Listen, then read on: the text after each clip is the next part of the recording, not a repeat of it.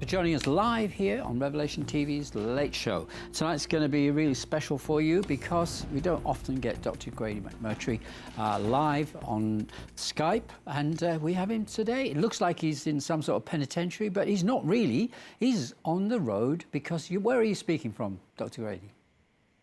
I'm actually in Curitiba, Brazil, in a very small hotel room. Right, very small. It does look like 4 by 6, but nevertheless, you travel very inexpensively, obviously.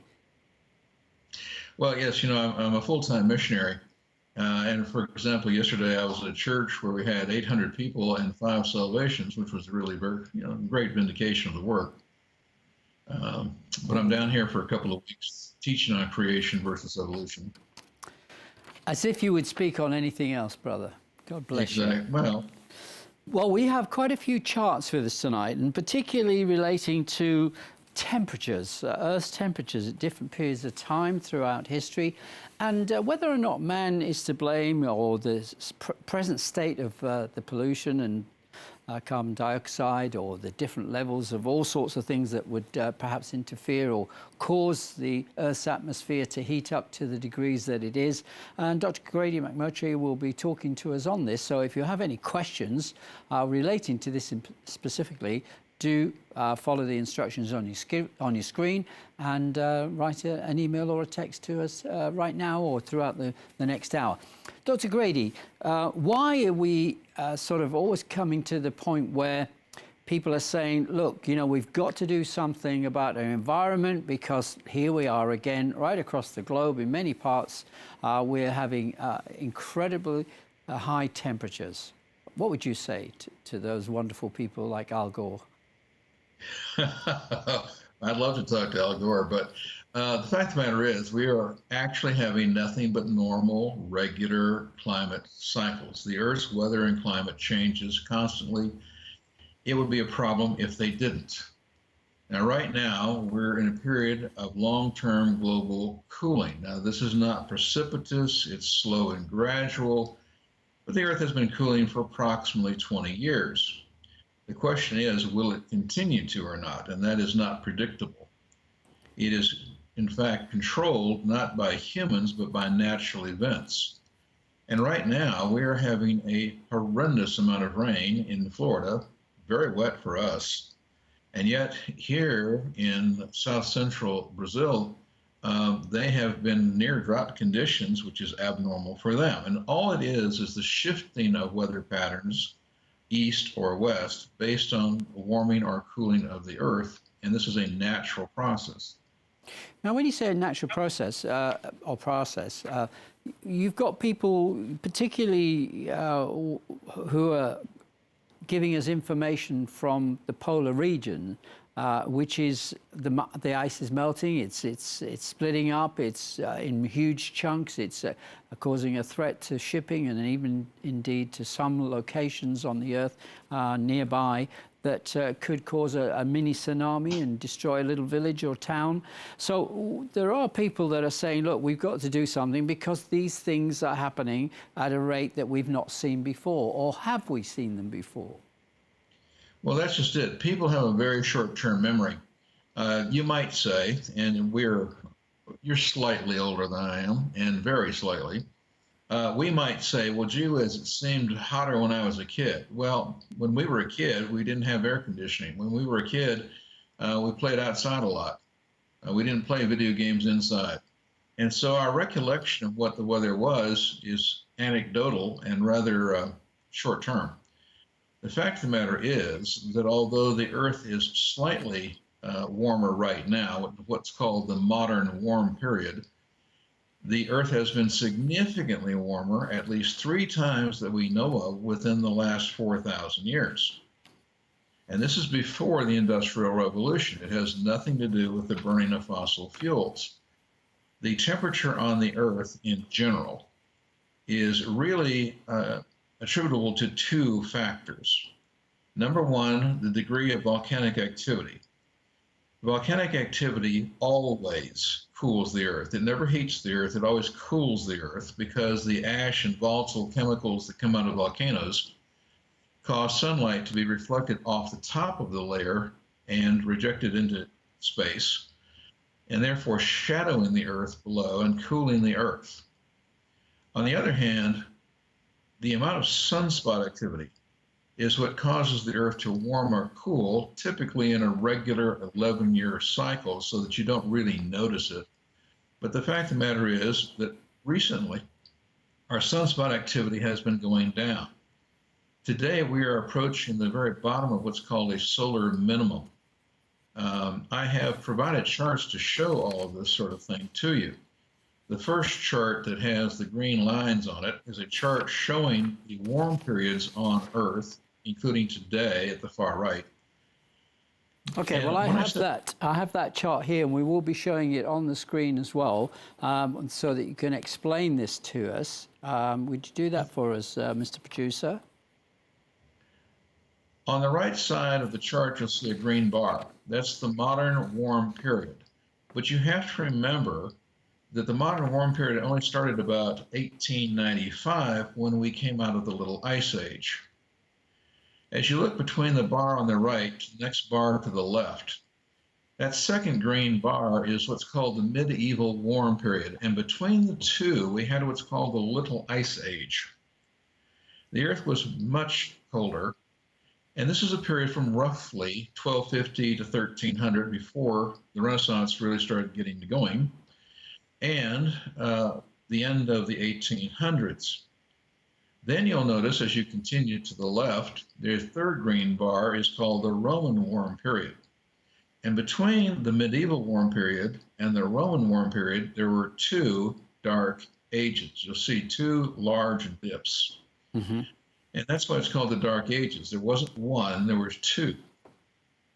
Then prior to the Roman warm period, we go all the way back to what is called the Minoan warm period.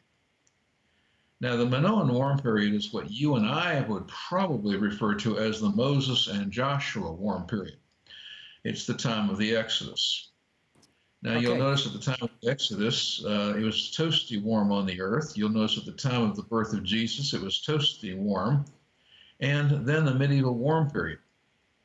But it has been much, much colder in between these. And the three that I mentioned, other than today, were much warmer than today. This is prior to the Industrial Revolution. Human beings had absolutely nothing to do with it. Can we give Dr. Grady, can we give some dates, because they might not have appeared on some people's televisions because they're so close to the edge. So for example, going back to the Minoan warm period, it looks like the stats say that around about 1500 BC, is that right? Correct. And again, this is roughly the time of the Exodus. Right. And the temperatures then were peaking somewhere around 35 degrees centigrade? As an average. Yeah, as an average, right. So, and then in the period from 1500 BC to around the time, the Roman period, it had dipped somewhat. Well, there's a variation up and down, not much, but a variation up and down for roughly 1500 years until we get to the Roman warm period. Right, and then we come to the medieval period again, which is a warm period, having come through the Dark Ages, as you said. Now, a lot of people, and I for one, when I remember when I first met you, that I wasn't aware there was this little ice age, which would have been around about 1700 AD? Well, it starts to begin around 1250, 1300, starts to go down. Yeah. Then it goes down, and the bottom of the beginning is in the areas of 1600. Yes. When it got really cold. And then the temperature remained relatively cold. You'll notice between 1800 and 1830, that's the period when there were the frost fairs, I think you call them, on the Thames, when the Thames froze over, and you were selling hot crust buns on kiosks on top of the ice. Right. Well, I wasn't aware of that until you made me look back in time to see that. I suppose the point of all of this is that there was no human activity to cause the warm periods throughout those no, historic times. So when it no, comes there to was people's not. argument today, saying that it's human intervention that needs to be dealt with because of the way that we're ruining our atmosphere and causing these heat waves. Humans are incapable of causing the Earth to warm or cool. We're absolutely incapable of causing climate change. These are normal, natural cycles. But can we Now, not of course, add to that problem with the amount of carbon dioxide or monoxide, I should say?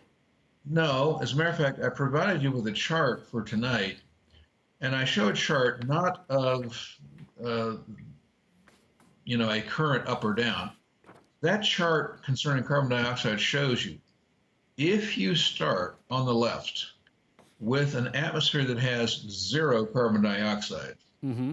and then you add a little carbon dioxide, there is an immediate warming effect. Carbon dioxide does cause warming, but you'll notice that as you continue then from the left to the right, as you add carbon dioxide the second, the third time, the amount of warming is going down, that the effect becomes less and less. It's only initially that it causes a significant warming.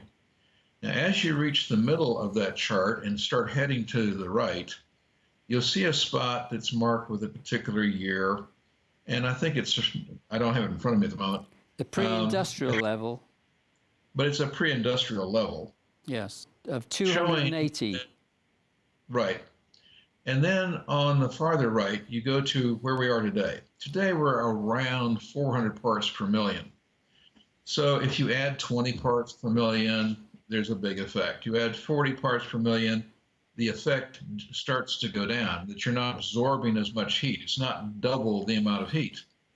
And then when you get to the pre-industrial revolution period, by adding 20 parts per million has very little effect. And even today, when you add additional 20 parts per million, there is really no significant warming caused by carbon dioxide. The truth of the matter is, and I know it sounds strange, we would all be better off if the Earth were getting warmer, although it is currently getting cooler.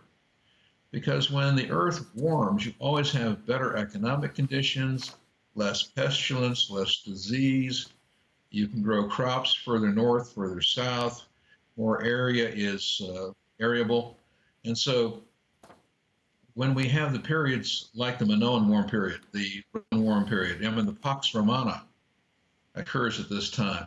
When you go to the medieval warm period, these were actually really good times to be living on the Earth. And people will ask, how do we know these temperatures are that way? Well, I agree, we didn't have thermometers, but we have written records, we have art, we have written records. The Egyptians were fanatics about measuring the level of the Nile every year, the flooding. That tells us the amount of rain that was falling to the south in Africa and draining north in the Nile. We know from Roman records what years they were able to grow grapes next to Hadrian's Wall and get wine. We know where in what countries they were able to grow wheat in certain years and other years they were not. Artists tend to show weather conditions at the time of the painting. So if they show you the painting of somebody and you look out a window and you see dark clouds versus you see bright sunlight, that's evidence of whether they were having good or bad weather. And so we do have ways of actually determining what the temperatures were, and mostly through crop records, mostly through the Nile level records and so forth. But we have very good evidence of this. Take us through some of the other charts that you've provided for us, please, Dr. Grady. Well, I'm not sure which one you want to hold up next. Of course, I did show you the close-up of the medieval warm period to today to again emphasize that the Little Ice Age was much colder than it is now. And if we have just come out of the Little Ice Age, wouldn't you expect it to be a little warmer? Right. Now, in the modern warm period, we have that chart on the screen now.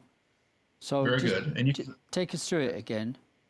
Again, starting at the left, you can see how much warmer it was from about 850 to 1250. This is when Eric the Red, Leif Erikson were convincing the Danish Vikings to go to Greenland and colonize Greenland. And they called it green because it was so warm, it was green, and they could grow crops and they could feed their herds and they could colonize Greenland. Frankly, they got lucky because they got there in the 870s after the warm period had just started. And as the warm period continued, they thought everything was great. But when the earth started to get cooler, they could no longer grow the crops. They could no longer keep their herds, and the colonies had to eventually be closed and abandoned. And this occurred about 1250 to 1300. Then we have this intense cold period. Precipitated by a volcanic eruption? Well, there are volcanic eruptions, of course, all the time. You know, we have active volcanoes all over the earth. But sometimes we get bigger volcanoes than others, and some of them are far more important than others. I'd like to draw your attention to another chart later and kind of talk about that volcanic activity and how it can double up on the global cooling aspect of it. Which one? Well, I sent you a chart, long, thin, right to left, showing you sunspot activity since roughly 1600, 1610. Yep. Sunspots were first found by Galileo. And again, weather is primarily driven by volcanic activity and sunspot activity. Now, when you take a look at the chart, in school, they typically teach that sunspots in science classes, that they go up and down in a fairly regular 11-year period. And generally speaking, that's true. We have no measurements of sunspots before Galileo when he found them. But if you look at that chart going back to about 1610, you will notice that there were some sunspots when he first found them, and all of a sudden the line drops to near zero for roughly 50 years in the mid-1600s. Now, again, this is called the Maunder minimum, and this is the bottom of the beginning of the Little Ice Age. You know, it's the coldest point at the beginning of the Little Ice Age as the temperature drops from about 1300 to about 1600. Then, during that 50-year period where there were a few sunspots, it got really, really cold. Then the sunspots came back in a fairly regular pattern. But if you'll take a look at the date between 1800 and 1830, you will see two very short in height cycles. Now, as I mentioned, this is when it got really cold on Earth and it was the end of the bottom. Because from 1830 to 1895, we started getting warmer again. And between 1800 and 1830, I mentioned the frost fairs on the Thames. It was a very cold period at the end of the 1700s. Most people don't remember this, but in the 1780s, 1790s, it was getting really, really cold. During the Revolutionary War, if you know about American history, you might remember George Washington took the Continental Army into winter headquarters at Valley Forge, Pennsylvania. It was incredibly cold. It was phenomenally cold. When he led his troops across the Delaware River to attack the Hessian troops at Trenton, New Jersey, there were icebergs in the river. Just as the Thames hasn't frozen over in nearly 200 years, that river hasn't had icebergs in it in near 200 years either. And that shows you how it warmed up between 1830 and 1895. And weather has a tremendous impact on history. Again, it's worth pointing out to our viewers that these cyclical events that have taken place over the last, say, 1,000 years, that alone shows that man wasn't really doing anything significant. Man was not involved. Yeah, to bring bring on these incredible climate changes. So let's look at the sun as of yesterday. You sent us a picture of that. Howard, if you could stay on that one just for a moment that we were looking at. Okay, go back to the yearly average sunspot numbers. I mentioned 1800 to 1830, the two very short cycles. Yep. Two things I want to make note of. Number one, in the middle of that 30-year period in 1815, the volcano Tambora erupted. It put 80 cubic kilometers of volcanic ash and aerosols into the Earth's atmosphere. And that added to the cooling of the lack of sunspots. And so volcanoes have a big impact on global cooling. The other thing that I would point out about that particular point in time, you see that this is the end of the bottom and that we start to crawl out of it. Yes, the middle of the screen. Now, with that in mind, and keep in mind of the two short sunspot cycles that occurred there, I sent you a chart showing you where we are today in the current drop in sunspot cycles. And then we can show the pictures of the suns too. Okay. To show you what's going on. So which chart do you want us to show you? The red blue chart that says you're here. Yep. That shows you the most recent sunspot cycle that we are completing at this time. And the sunspot cycles are going to go down and stay down for another year or two. The question is, will they start to come back up again? And nobody knows. It's impossible to predict. But you're saying that because you're not sure, or you know something that might possibly happen to make things change? Well, if not humans, but if you remember the previous chart, that 50-year period with almost no sunspots, and then sunspots came back. Yes, in the Maunder minimum period. In the Maunder minimum. Now, the Dalton minimum had the two short sunspot cycles, and the one we are just completing looks very much like one of those.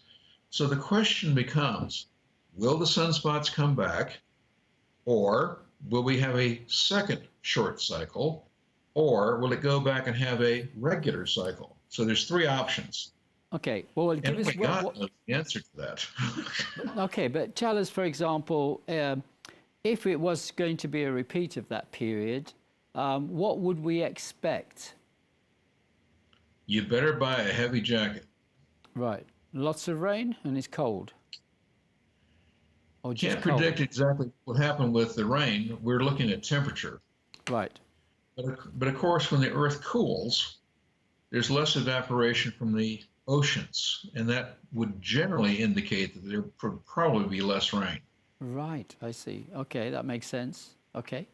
So that's one reason why our hurricane seasons are getting less and less, because the oceans have been cooling since the time of the flood, when a lot of hot water was added to the Earth's oceans back 4,350 years ago. And the oceans have been cooling ever since. Now, sunlight, yes, it does warm and so forth. But the fact of the matter is that over 4,000 years, the oceans have been slowly, very gradually cooling as they evaporate heat. And this is why the hurricane seasons, although, of course, we can get severe hurricanes at the moment. We just had a very big typhoon in Japan. But the number and the severity of them is getting less if we look at it in increments of decades. Don't look at it to year, look at it in a 10-year period. In 10-year periods, the amount of hurricanes and significant hurricanes is actually going down. Okay. So let's have a look at the two pictures of the sun that you sent, or the graphic there. Now, I have one picture of the sun taken on my wedding anniversary in 2001. It is absolutely covered with massive black areas, splotches, dots, and those are sunspots, except for one spot. And there's a little arrow that points to it and says, this is the Earth. It kind of gives you an idea of the size of the Earth compared to sunspots. The smallest sunspot is as big as the Earth, and they get a lot bigger. But sunspot activity, it isn't the spot that causes the problem. But the spot is seen because it's black. And believe it or not, it's black because that's a place on the surface of the sun where it's cooler than normal. You know, the temperature of the surface of the Earth is of the sun, is about 10,000 degrees. But the sunspots are actually where it's a little cooler, and that causes it to look black or darker. It's not that. It's what you can see. What's causing it is an increase or decrease in magnetic activity on the sun. The sun has a major magnetic field just like the Earth. But on the surface of the sun, it can develop loops of magnetism which penetrate the surface and cause the spots. It's the magnetism that causes the Earth's temperature to cool or warm. And I'm not trying to be too technical. I'm just trying to describe what's happening. When you have a lot of spots, there's a lot of extra magnetism coming from the sun. That protects us from certain kinds of radiation coming in from outer space. And when that happens, the clouds form at a higher atmospheric level, elevation, and that causes warming because when the clouds are high, it traps heat.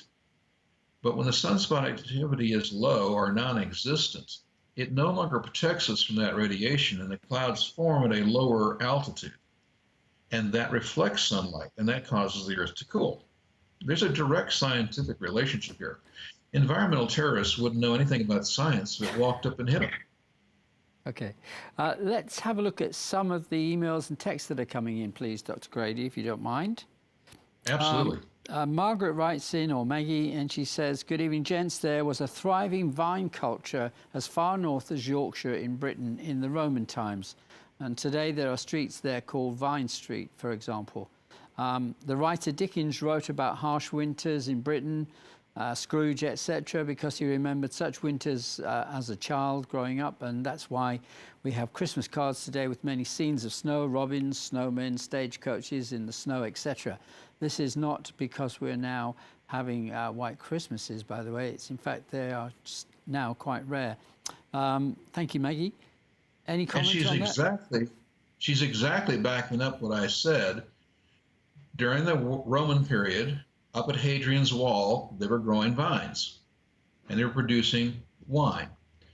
Again, Dickens was growing up in that early period of the 1800s, that 1800 to 1830 period, remembering the cold, cold winters in those days. And so she's exactly paralleling with what I said earlier.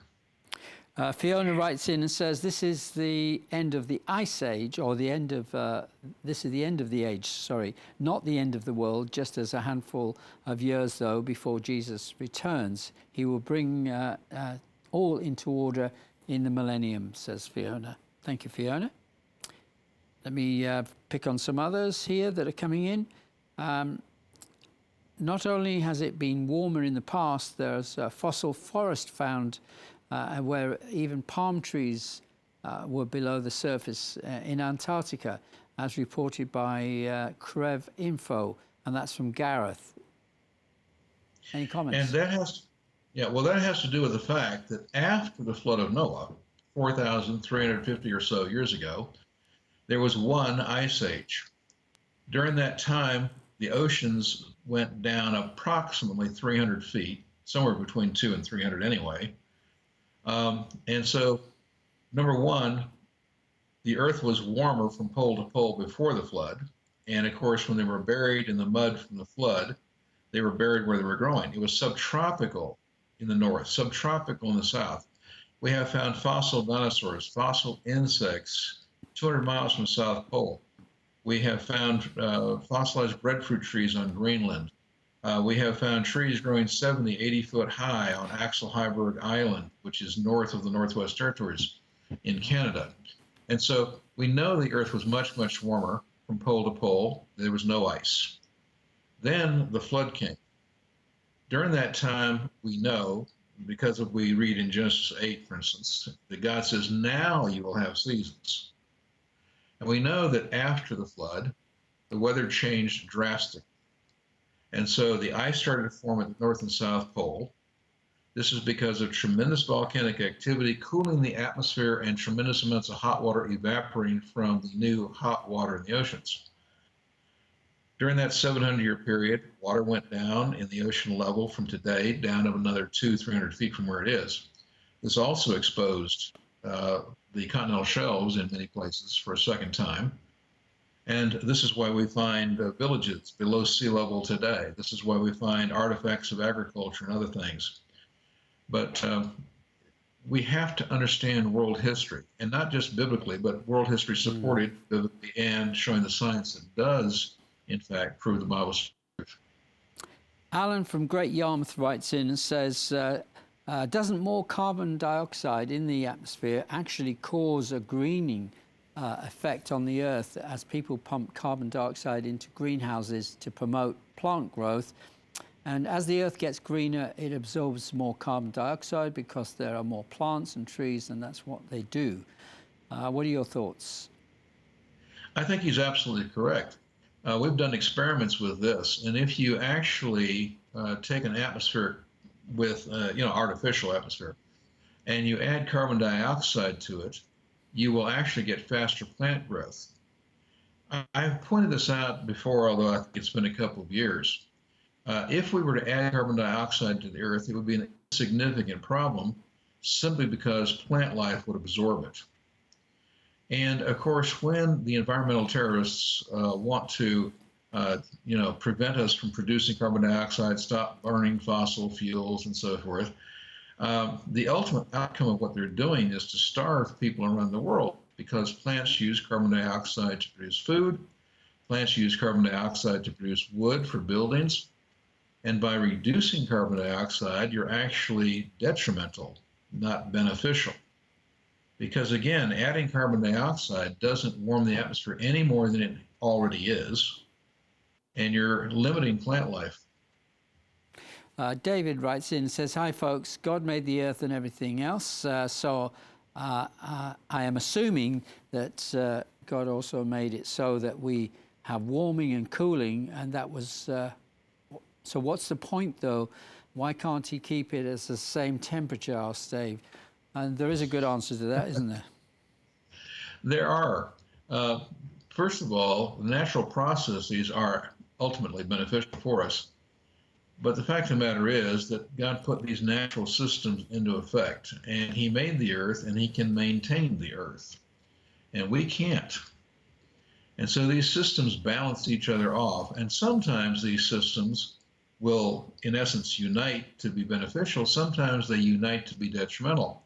I mentioned the 1800 to 1830 low sunspot activity, and then I mentioned Tambora in 1815.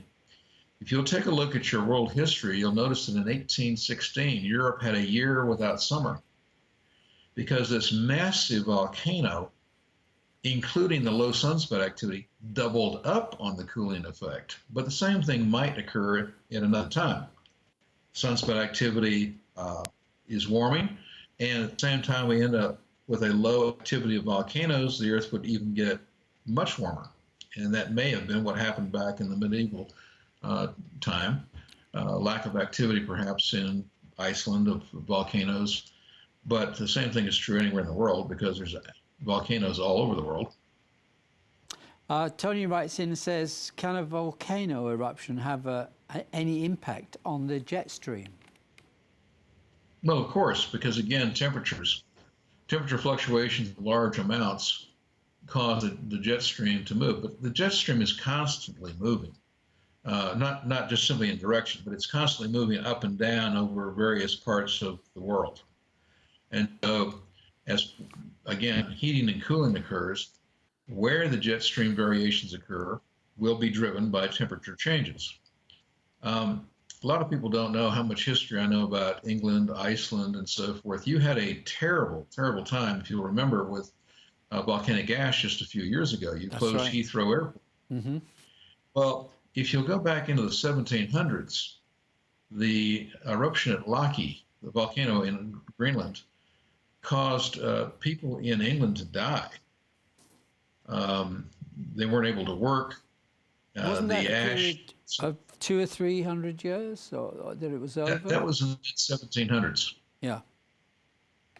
And I always like to point out there's a volcano in Peru. Now, it's south of the equator. In 1600, it erupted. Now, of course, the Spanish had only been there for 100 years. This was in South America. Nobody thought anything about it. But recent research has proven it caused a crop failure in Siberia in 1601. And we can prove it because every eruption has its own individual signature when it comes to the contents of the ash. Well, the people in Siberia said, well, you know, it's farming. Some days some years you don't get a good crop, some years you do. So they planted their crops in the spring of 1602. And in the summer of 1602, they had total and complete crop failure. And it's because of one volcano in Peru 2 years earlier. As a result, it is estimated that up to 1 million people died in Russia, including 1/3 of Moscow, which was 100,000 people. And what year was that? 1602 was when the second crop failure occurred, but the eruption occurred in 1600. Could you see something like that happening in the near future? Well, we have massive eruptions even today, but not as large as Tambora, not as large as Krakatoa. We aren't seeing those eruptions right now. But as an example, in 1991, in the Philippines, we had the eruption of Mount Pinatubo. Now, again, this was at a time that we could measure these things. It put 20 million tons of aerosols and ash in the atmosphere. And in 1 year, the Earth's atmospheric temperature dropped 1.3 degrees Fahrenheit, 0.7 degrees Celsius. My goodness. Do you know, I was watching a program, a documentary a few weeks ago on British television, and it was quite shocking, really, that to see that the scientists who are working on trying to predict when there's going to be a huge earthquake or shift in the tectonic plates, and particularly that's going to affect the west coast of America, and and into Canada. These plates are building up every year. It's little by little that they're sort of folding, getting ready to like ping, if you like, and sort of cause incredible amount of Earth's movements. Are you aware of those? Do you follow such yes. things? I even have 2 apps on my iPhone dealing with activity at the time.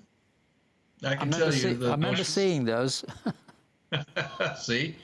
Yeah. I can tell you when they happened, where they happened, most But recently. these were going to cause such devastation that we haven't seen the likes of for, well, in our modern society, for sure, because they've got so many tall buildings now that are placed all the way down that coastline, in the major cities as well, that are on the, within, 20, 30 kilometers inland.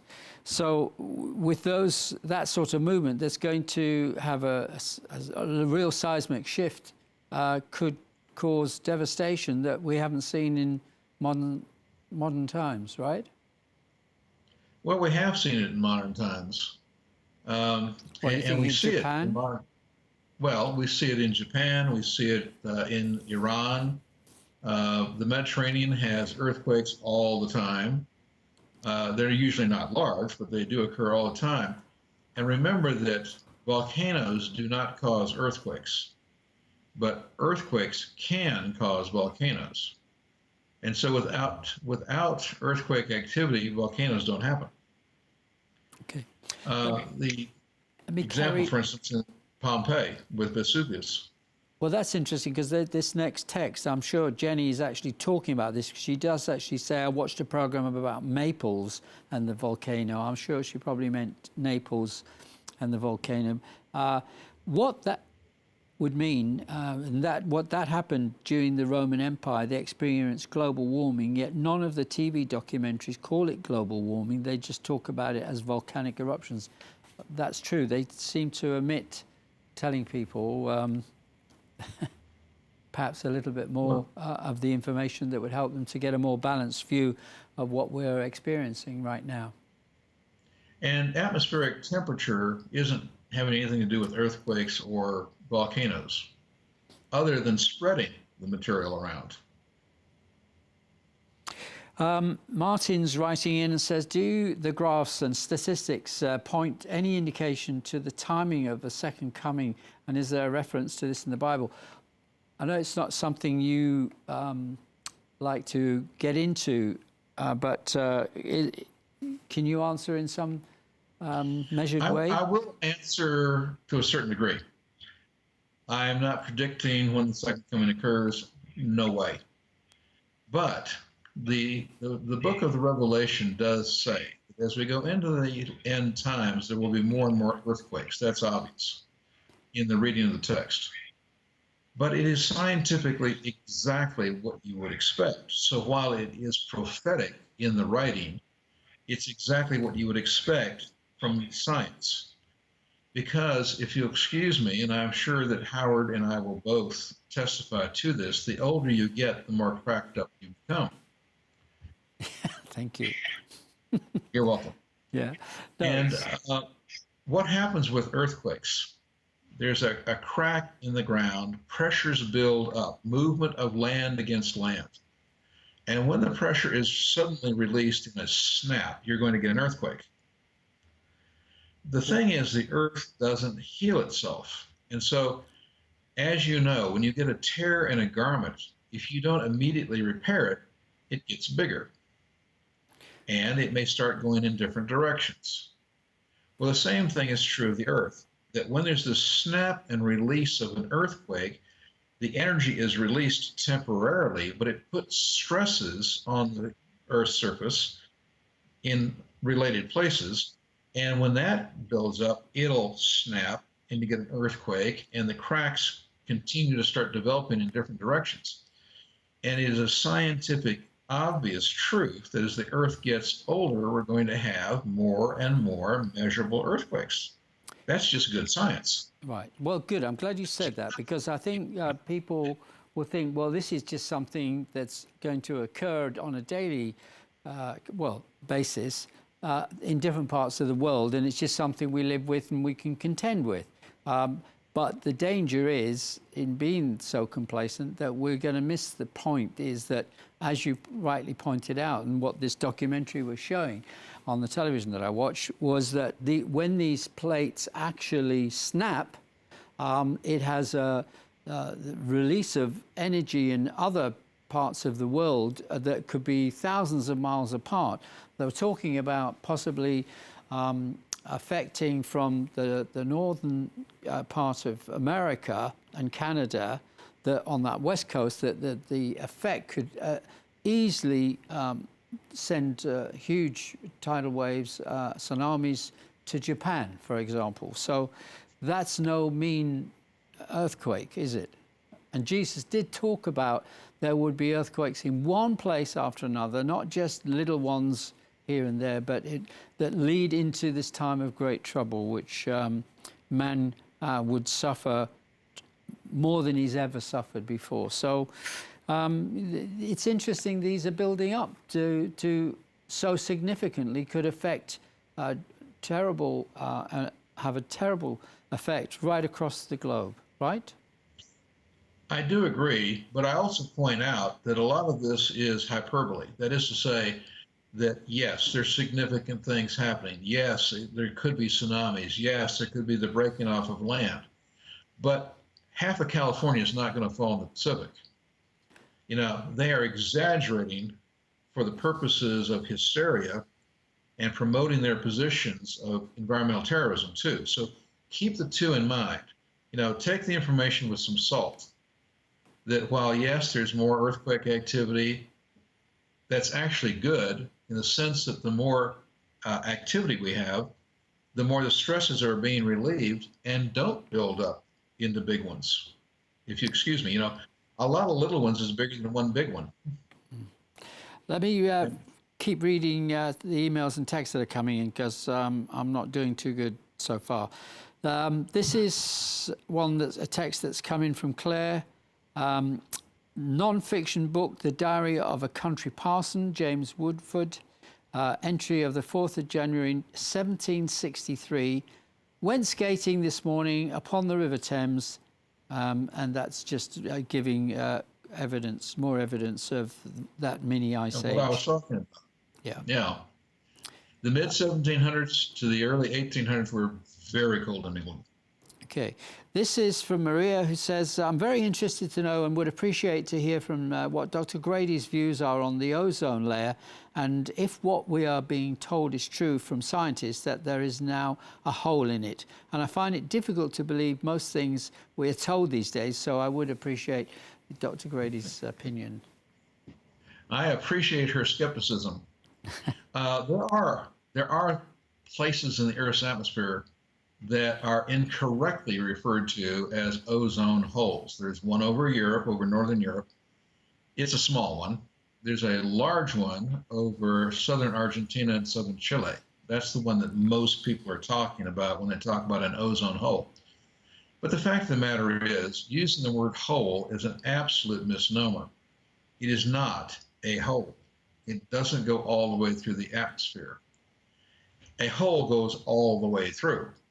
What does happen is that in the upper atmosphere, there's a depression in the upper atmosphere with a loss of ozone in the very high altitudes, but it doesn't go all the way through the atmosphere. And all of the dire predictions that the animals and the people living in deep South America were going to get cataracts faster than other people, and they were going to die from radiation and cancer more than any other people, statistically is not true.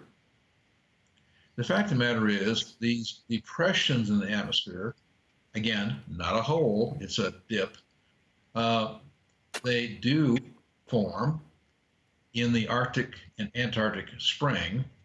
They do last for a few weeks, but then they are filled in by natural events and are not there the rest of the year. This is not a permanent thing. It's a temporary thing. It may last even 8, 10, possibly 12 weeks in a year, but then it goes away. It fills right back in by a natural event. And what causes the destruction of the ozone in these areas of depletion has nothing to do with people. And again, I add, people don't cool the earth, we don't warm the earth, we have no effect on weather climate patterns. The fact of the matter is that what destroys the ozone are the chemicals produced by volcanoes and the chemicals produced by single-celled phytoplankton in the ocean. Now, as I point out to Al Gore, can you legislate against a volcano? Can you what? And you want to kill the single-celled phytoplankton species in the ocean because they produce more oxygen that you breathe than all the plants on the surface of the land. And so, you don't want to change these things, or you can't change these things by human manipulation. John writes in, he says, interestingly, the sun gives us life, no sun, no life. In the correlation that Jesus, Son of God, gave us life, so sun life, no sun, no life. Thanks, John. And he is the light of the world. Yeah. God bless you, Dr. Grady. Can you reference the planets in the Bible, and what is your opinion on the flat Earth theory? I'm not sure what the question was about the planets, but I really want to go to the flat Earth one. Yeah. I am currently writing an article in my newsletter showing why biblically and scientifically the flat Earth theory is absolute bogus junk. It couldn't be more junk. The Earth is not flat. It is a slightly egg-shaped spheroid. But currently, I am in the process of writing an article in a sequence of series of portions of the article. I have fairly well completed the biblical aspects of it, and I'm now going to be writing about the scientific aspects to prove that the Earth is not flat, period. Okay. This is from Karen, says, I'm interested to learn from Dr. Grady regards to Friday's lunar eclipse with the appearance of the blood moon and its significance to the end times. It has no significance whatsoever. I happened to be, coincidentally, I did not come on this mission trip for the purposes of seeing the eclipse. I came here because it's my 12th annual trip to come at this time of the year. But we were able to see the eclipse here, which was kind of neat, but purely coincidental. But the red color, what's called the blood moon, has no biblical significance whatsoever. The red color is simply the air of the atmosphere of the Earth absorbing certain light, the prismatic effect of the light coming through the atmosphere, bending around the Earth. It still hits the moon. You know, the moon doesn't turn black. It just turns dark. And it has that reddish cast to it. But that's simply the light from the sun passing through the Earth's atmosphere, being bent around and causing that slightly reddish dark color on the moon. And we just call it a blood moon because of the color. This is from Kathleen. One of your programs, you mentioned James, the half-brother of Jesus. Can you tell me where I can find this in the Bible? Thank you, Dr. Grady. Well, he wrote the book of James, so that's one.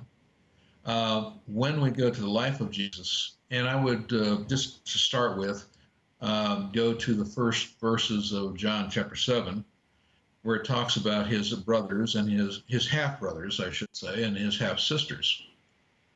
They're in Nazareth, they're up there, and he's going to go down to the feast in Jerusalem, of Tabernacles.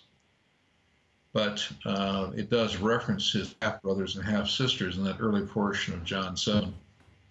There are other places as well. Okay, thank you, Kathleen, for your question. History, you know, if you take a look at Eusebius, you take a look at other writings of the early church, James is clearly the half-brother of Jesus. Thank you. Hi, Dr. Grady. How do you answer fellow Christians like Pat Robertson who say six-day creationists are turning Christianity into a laughingstock? I appreciate Pat Robertson. I appreciate much of what he has done in the past, but he grew up in a denominational area that believed in the gap theory, as I did at one time. However, he's absolutely wrong about the age of the earth, and in teaching theistic evolution of any form, he is destroying the gospel. He's not supporting it. Okay, so we're getting close to the end of this program. Let's see if we squeeze a couple more in. Could you ask our dear friend, Dr. Grady, to please explain how polonium halos is evidence for creation? Asked Steve. It's a little technical, but of course I can help there. Polonium halos are simply spheres of dark rock that surround a nuclear center where there's a little bit of radioactive material. As it decays, various kinds of radiation, alpha, gamma radiation, being sent out into clear rock. The rock, of course, causes friction and it stops. And when it stops, it causes a dark sphere to form around this nuclear material. And it is like a fingerprint. Every radioactive material, as it decays, causes the spheres, which when you cut through the rock look like rings in a tree ring. If you cut through a limb in a tree, they look like tree rings. Okay. And you cut right through the rock. We're nearly out of time, Dr. Grady. Oh dear. Anyway, it proves that they were formed very rapidly and not over millions of years. Not going to have a chance to answer Tony's question here, but Tony, I would say get onto Dr. Grady. It's a great question you're asking, and many people would love to know also how to do that. But Dr. Grady's creation research. Creation Worldview Ministries. Sorry, creationworldview.org. I got the two of them mixed up. Okay, Dr. Grady, thank you very much indeed for being with us tonight, and also for all of you who have taken part in the program. God bless you and take care. Keep watching your Revelation TV and read your Bible.